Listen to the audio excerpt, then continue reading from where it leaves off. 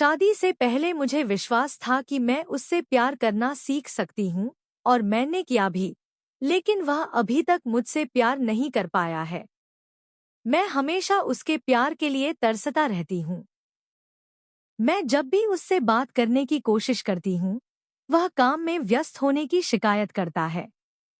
उसके पास मेरे साथ वक्त बिताने के लिए बिल्कुल भी समय नहीं है। वह मुझ पर ज्यादा ध्यान नहीं देता।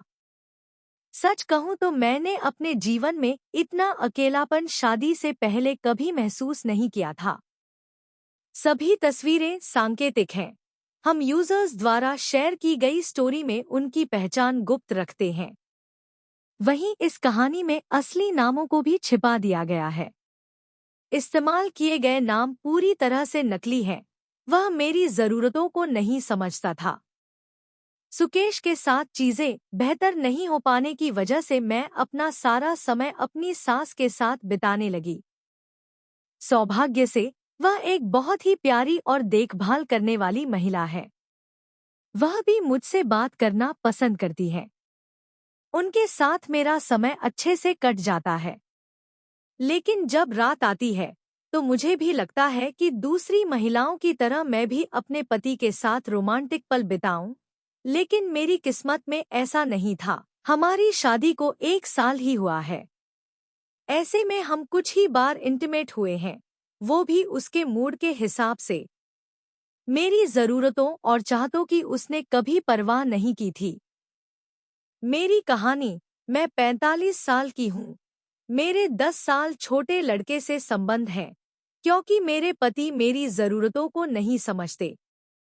ऋषभ को देखकर मुझे अजीब महसूस हुआ। अपनी शादी में बहुत ही कमजोर महसूस कर ही रही थी कि इस बीच विशाल का छोटा भाई ऋषभ न्यूजीलैंड से अपनी नौकरी छोड़कर भारत वापस आ गया। मैं उससे पहली बार मिल रही थी। मैंने उसे शादी में नहीं देखा था। ऐसा इसलिए क्योंकि उसे उस समय वापस आने के लिए वीजा नहीं मिला था। ऐसे में जब वह वापस आया तो मैं उसे देखकर पूरी तरह दंग रह गई। ऐसा इसलिए क्योंकि ऋषभ देखने में बहुत ही हैंडसम है। उसके साथ बातचीत करने के बाद मेरे दिमाग में जो पहला विचार आया वह यह कि वो लड़की कितनी भाग्यशाली होगी जिसे अपने पति के रूप में ऋषभ मिलेगा। ऐसा इसलिए भी क्योंकि उसका नेचर बहुत ही कमाल का था। वह न केवल सबकी देखभाल करता था बल्कि उसकी इस अदा पर मैं भी उस पर मरने लगी थी। मेरी कहानी। मैं अपने पति से तंग आ चुकी हूँ। मैंने उसे हर दिन खाना देना शुरू किया। रंगे हाथों पकड़ा है। मैंने उससे न्यूजीलैंड में उसके जीवन के बारे में बात करना भी शुरू किया। इसी बीच एक दिन मैंने उसे डेटिंग ऐप पर लड़कियों की जांच करते देखा। वह चुपके से लड़कियों की प्रोफाइल चेक कर रहा था। क्या हुआ, लेकिन उसी रात मैंने उसी डेटिंग ऐप को डाउनलोड किया जिसका इस्तेमाल ऋषभ करता था और अपनी एक नकली प्रोफाइल बनाई।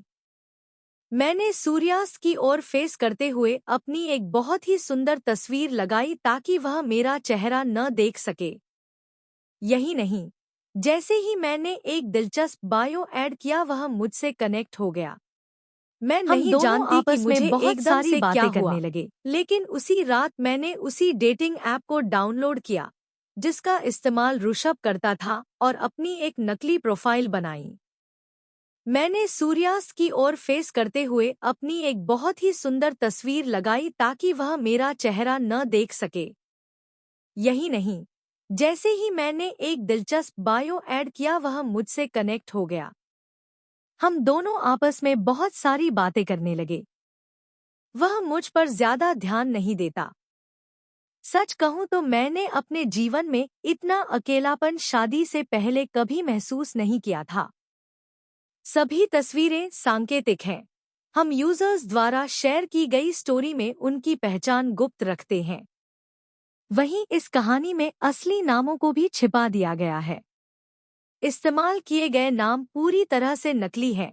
वह मेरी जरूरतों को नहीं समझता था। सुकेश के साथ चीजें बेहतर नहीं हो पाने की वजह से मैं अपना सारा समय अपनी सास के साथ बिताने लगी। सौभाग्य से वह एक बहुत ही प्यारी और देखभाल करने वाली महिला है। वह भी मुझसे बात करना पसंद करती है। उनके साथ मेरा समय अच्छे से कट जाता है। लेकिन जब रात आती है तो मुझे भी लगता है कि दूसरी महिलाओं की तरह मैं भी अपने पति के साथ रोमांटिक पल बिताऊं, लेकिन मेरी किस्मत में ऐसा नहीं था। हमारी शादी को 1 साल ही हुआ है। ऐसे में हम कुछ ही बार इंटीमेट हुए हैं, वो भी उसके मूड के हिसाब से। मेरी ज़रूरतों और चाहतों की उसने कभी परवाह नहीं की थी। ऋषभ को देखकर मुझे अजीब महसूस हुआ।